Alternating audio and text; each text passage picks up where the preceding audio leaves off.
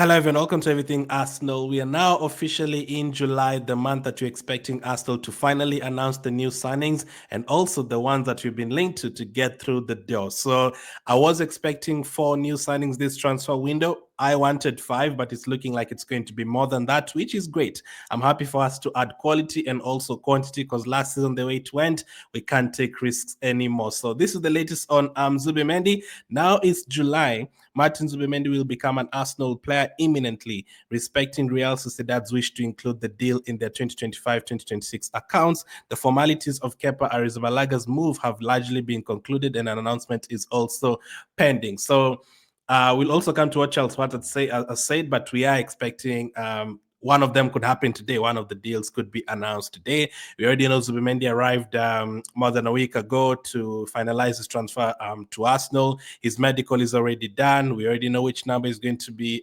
wearing, but we were told this transfer wasn't going to be announced until July because that is how Sociedad wanted it. And listen, no problem. This is a player we've known, we've signed for the last almost 1 month, even before literally just before the season ended. You already got here we go. So Zubimendi is already a done deal. I mean, Partey has already left Arsenal today. Jorginho has already left Arsenal a month ago. So this deal was obviously going to be done. It has already been done for sure. I don't think if Zubimendi hadn't been done, I don't think us would have let Partey go at all. I think they would maybe have increased his money or something, or until they had made sure that Zubimendi will be an Arsenal player, that's when they let go of Partey after all the contract and discussions and all that. So I think he could be our first announcement. I think since we bought him almost like a month ago, I think he could be our first announcement, maybe today or tomorrow. We have waited for him to be announced a long time. Let's not forget. Yes, we want a striker, but this is actually an exciting signing because he was wanted by, or let's say a big signing, an exciting signing, yes, but a big signing because teams like Liverpool and Real Madrid wanted him. An exciting signing because it's something new, I guess, in that midfield area, different qualities, and he's come from winning the Euros last year, and he's a very talented player. So let's see how he fits in at Arsenal. I expect him to be our first announcement. So it's either going to be him or Kepa, but this is going to be our first signing. So that is what Ghana bloggers had to say about Zubimendi. So the fact that we were told that it's going to be announced like from July 1st, it could be today. Now, there's this as well. Charles Watt said that Martin Zubimendi and Kepa Arrizabalaga will be part of Arsenal's preseason training, which kicks off tomorrow. So preseason is kicking off tomorrow. Both announcements are expected by the end of the week, but one of them could certainly be announced today. So if it's not Martin Zubimendi, could it be Kepa being announced? Now, that's another player that I think of a month ago, we knew that Kepa was going to be an Arsenal player. Then it went quiet for like 2 weeks, but it came back like a week ago. We got the here we go from Fabrizio Romano. He's going to be a backup goalkeeper next season. You already know that. So this one again only cost us 5 million from Chelsea. We activated the clause, and Chelsea are happy to let him go to us. And Kepa was happy to come and be a backup to Raya, so that one is done. We needed a backup goalkeeper. Nothing you could have done about that. Neto is back to Bournemouth. Didn't really feature for us a lot last season at all. Actually, 1 game only, but I expect Kepa to feature more next season. So those 2 deals completely done. We're expecting both of them to be announced this week. I actually wouldn't be surprised if we announced 3 deals this week, because it's not just these 2, Zubimendi and Kepa. Both of them Spanish, by the way. So let's see how it goes. I think Zubimendi will feature a lot. Kepa maybe not that much, but both of them will be very important in our team next season, especially Martin Zubimendi in that midfield. He'll have to adapt right away. And Kepa is going to play more than what Neto did last season. That is for sure, especially considering he's not cap-tied. And I think there would be more confidence in Kepa than what I would have had in Neto in a few of the Premier League games and Champions League games. I tend to believe so. Cristhian Nørgaard could be the third signing. Cristhian Nørgaard was on holiday when Arsenal struck an agreement with Brentford, but he's expected to undergo a medical this week and finalize the deal, according to Ghana blog as well. So a lot will be happening at Sober Reality Center, Training Center this week. Medicals and done deals and players getting announced, and obviously all the interviews and all that. And Nørgaard will be our third signing. Again, the moment we had Nørgaard was signing a deal with Arsenal, was accepting a bid from Arsenal, right away Partey left. So we had already made plans for the future for sure. Signing Zubimendi and going for Nørgaard. I think we had already planned for Jorginho leaving and also expecting Partey to leave because Arsenal knew they were not going to increase Partey's wages. So Nørgaard as well, a Premier League experienced player, and just like Kepa and I think maybe another signing that we could make this transfer window. Coming from Brentford, another cheap signing. So yeah, for Zubimendi, it's going to be around 55 million in installments, and then for Kepa, it's only 5 million, and for Nørgaard, it could be the most is going to be it's like 15 million. So that deal will also be completed very, very quickly, and he will be in the midfield spot next. And so will he feature as much as what Zubimendi will? Will he feature as less as what Kepa will, or will he be an active player every single match day, coming on and sometimes starting in Premier League games? I don't expect him to just play like Carabao Cup games and FA Cup games. No, I think he will start some Premier League games for sure. How will we line up with him? Will he be the sole number 6? Will he allow Zubimendi to go forward? Will we have both him and Rice on the pitch at the same time? Will he be coming on for Zubimendi for the first 2-3 months as Zubimendi is adapting to the Premier League? All that will be interesting to see, because I do expect this to be starting midfield in the first game. Zubimendi, Odegaard, and Rice from the first game. That is against Man United. And then after that, I think we'll start seeing players like Nørgaard getting introduced to the team. Probably even in that game, we could see him coming on. And then Merino, what happens to Merino? Will they both be coming on at the same time, in the same game? Merino as the 8, Nørgaard as the 6. Could we see both of them in a double pivot? I'm so excited to see what happens to our midfield next season, because Lewis Skelly is another player who can play there. Nwaneri is another player who can play there, and then there's been links to other players that we could get. It's going to. I just want us to have quality and quantity. Let's not have to play Declan Rice every day. Let's not have to play Odegaard every day. Let's not have to play Zubimendi every day. No, we need rotation there. And since we've lost Partey and Jorginho, we still have to wait to see whether Zubimendi and Nørgaard are on that level of Partey and Jorginho. I think the question is Zubimendi and Nørgaard. Is that a better midfield too than Partey and Jorginho? I mean, they obviously have to prove themselves to be of that. Nørgaard does get a few goals here and there from corners and headers and late runs into the box. So that is, I'm looking forward to that. He'll probably get a couple of goals for us for sure. And then just the Premier League experience and the tough tackling in midfield and the interceptions in midfield is very good at that. So hopefully that can help us keep more clean sheets and also protect the defense a lot more whether they're starting or coming on. So that will be our third signing. What about our fourth signing? So or before that, this is what the Brentford director had to say. It's not completed yet, but it's moving in that direction. So he is expecting Arsenal to get the Nørgaard deal done. Mosquera, what's the latest with him? Valencia have had several meetings with Cristhian Mosquera's camp in which they have pitched their plan for his development and the club's future. Arsenal, however, are determined to prize Mosquera away and expected to return with the second bid. So according to most of the journalists, we're expecting to go in with the second bid, and we expected to get the player. The player wants to move from Valencia to Arsenal and is happy to be a backup for Gabriel and Saliba and compete for his place. He actually said he wants to compete for his place against those two. So that is great to hear.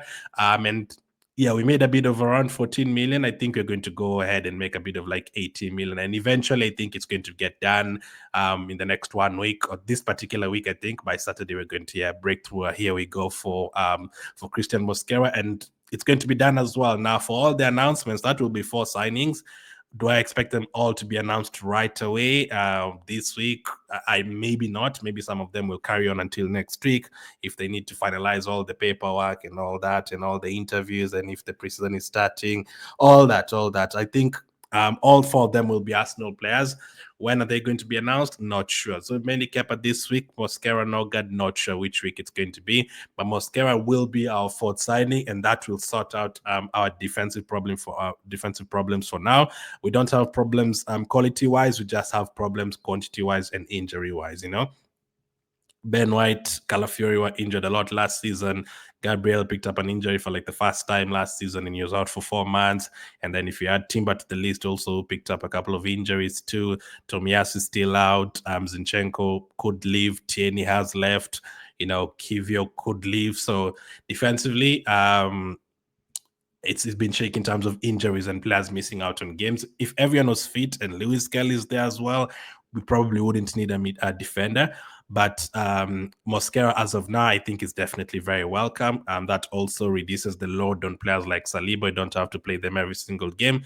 And having a young player as well, learning under players like Gabriel, that is great. So this will cost like around 20 million. So let's see. So with those four potentially getting done by this week, who will be our next signing after this? That is what we want to know. Now, could it be Eze? Fabrizio had this to say.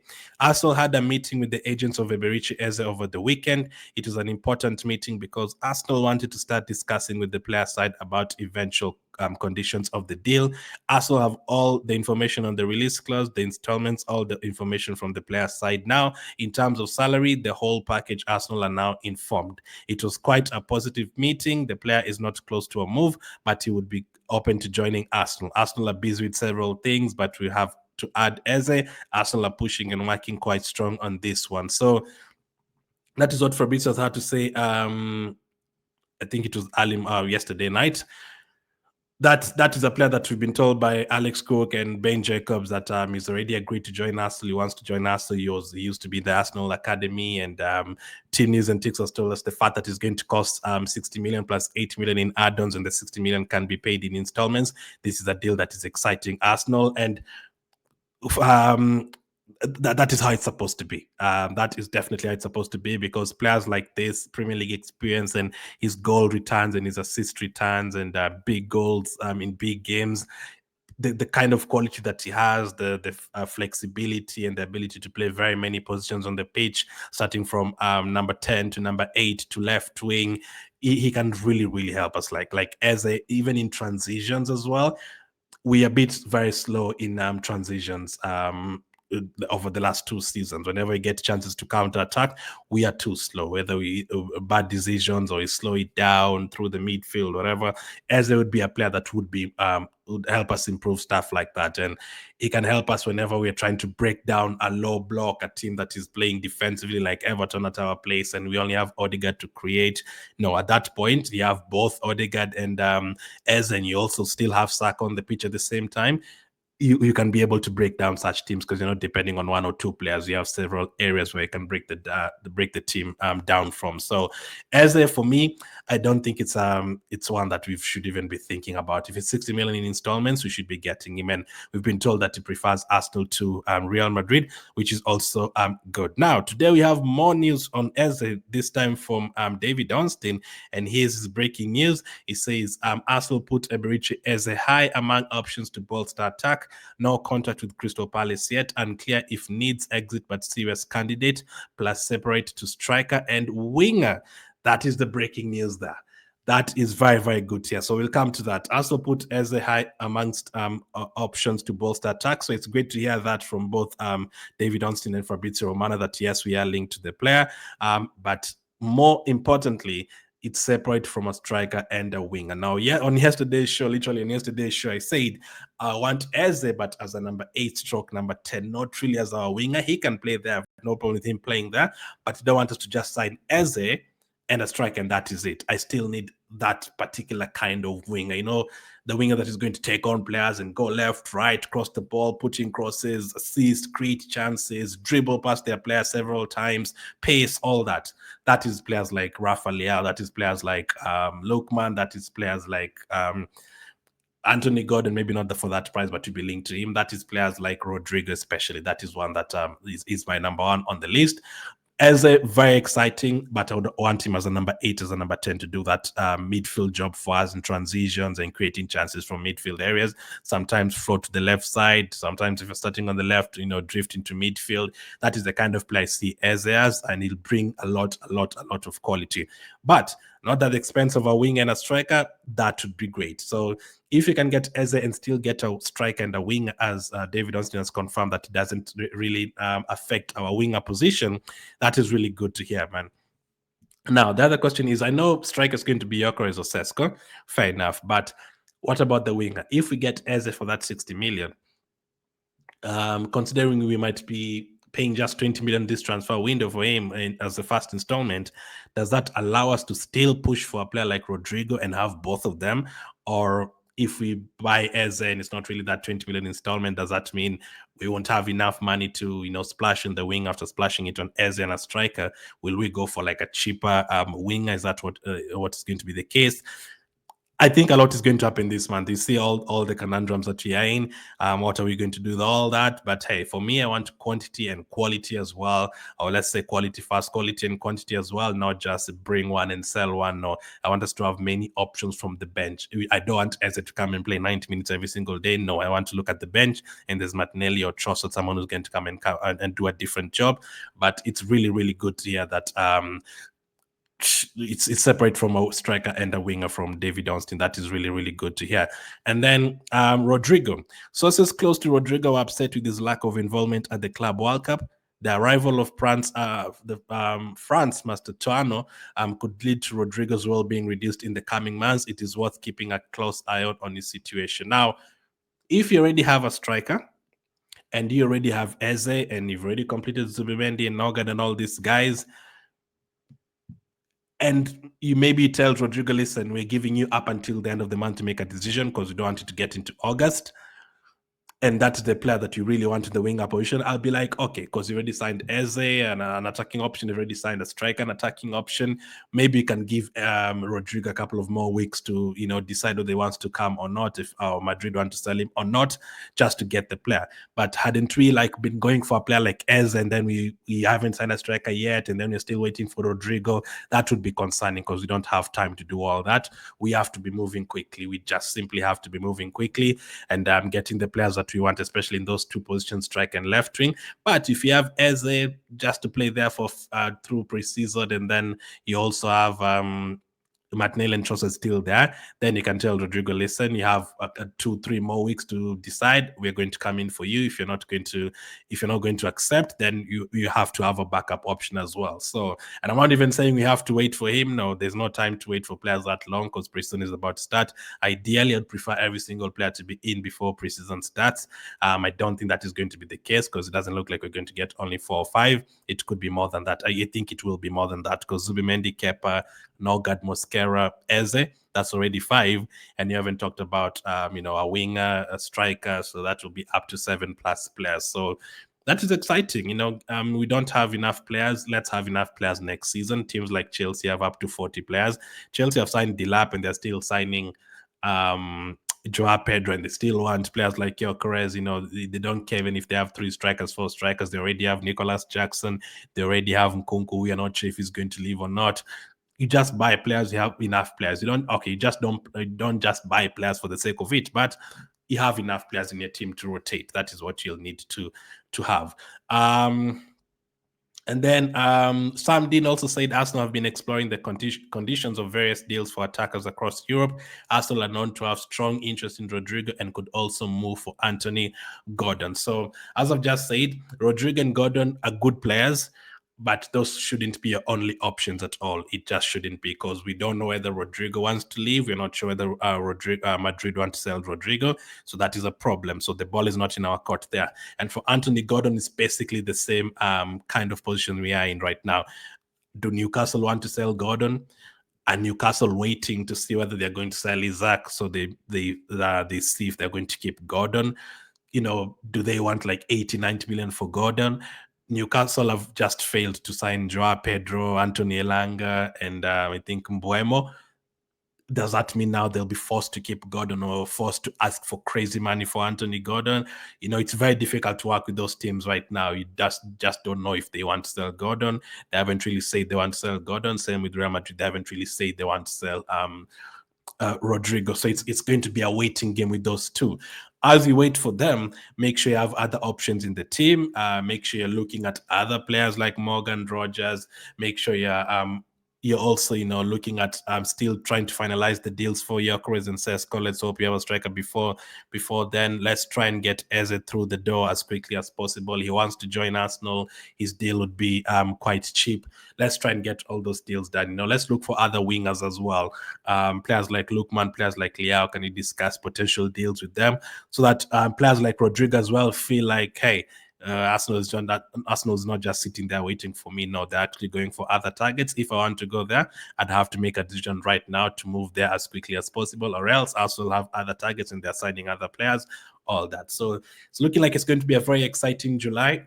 3 deals done, one medical expected this week. A couple of announcements expected this week. A second bid for Mosquera expected this week as well.